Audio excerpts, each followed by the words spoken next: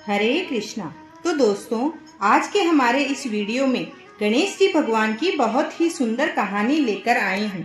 तो प्रेम से बोलिए गणेश जी भगवान की जय हो। दोस्तों, एक समय की बात है। एक गांव में एक दादी और पोती रहती थी, जिन्होंने गणेश जी भगवान की कहानी सुनाने का नियम बना रखा था। वह एक कलश में पानी भरकर फूल रखकर कहानी कथा सुना करते थे और गणेश जी भगवान के नाम का दिया जलाया करते थे। पोती धीरे धीरे बड़ी होने लगी।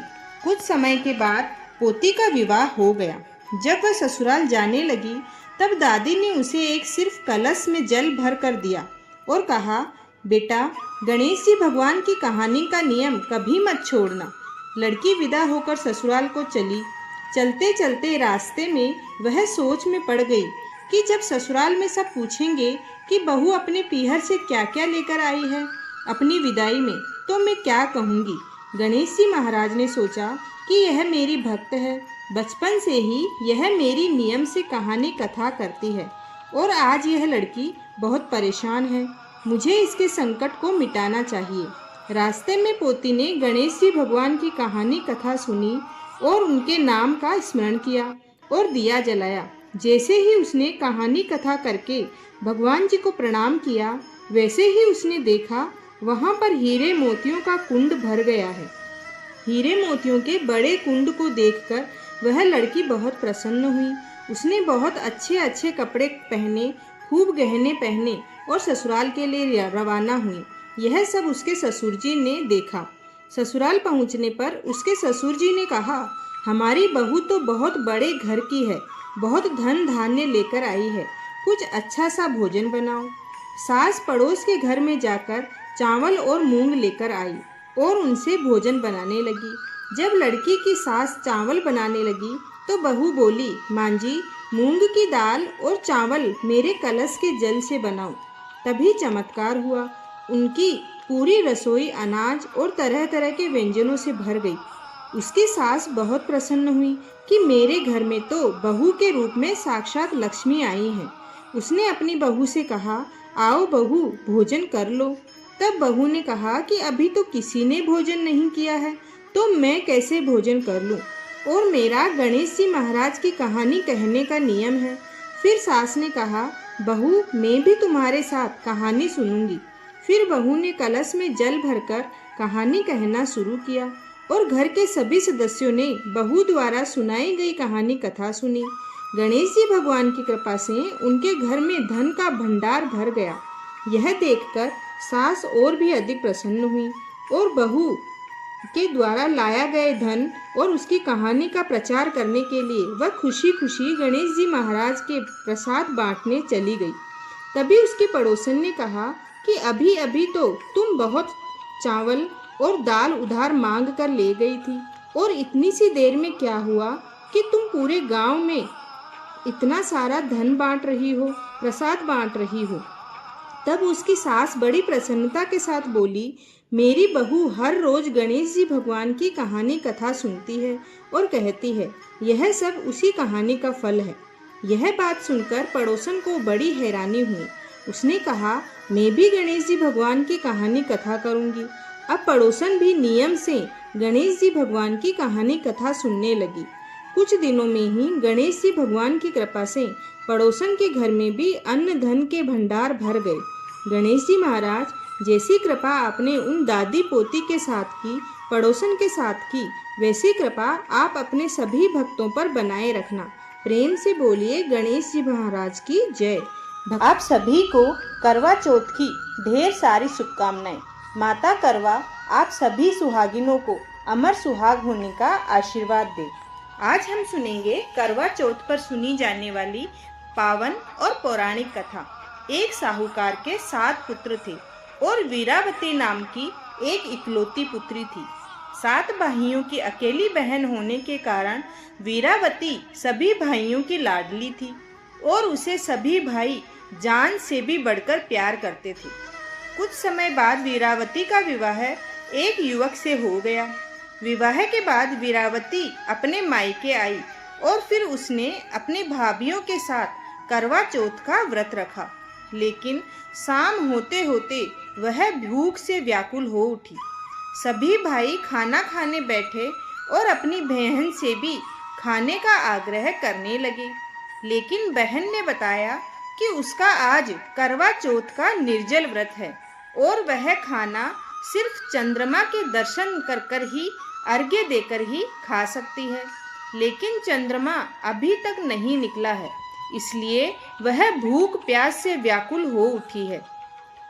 वीरावती की यह हालत उसके भाइयों से देखी नहीं गई और फिर एक भाई ने पीपल के पेड़ पर एक दीपक जलाकर चलनी की ओट में रख देता है।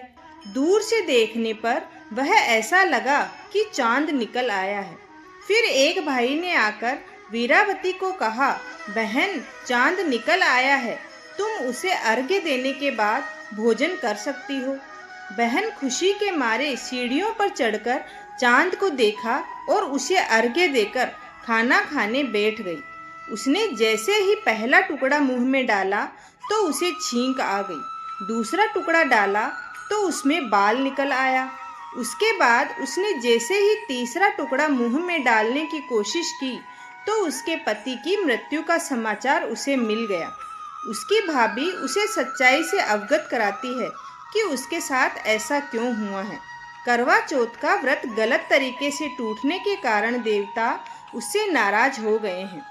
एक बार इंद्रदेव की पत्नी इंद्राणी करवा चौथ के दिन धरती पर आई और वीरावती उनके पास गई और अपने पति की रक्षा की प्रार्थना की।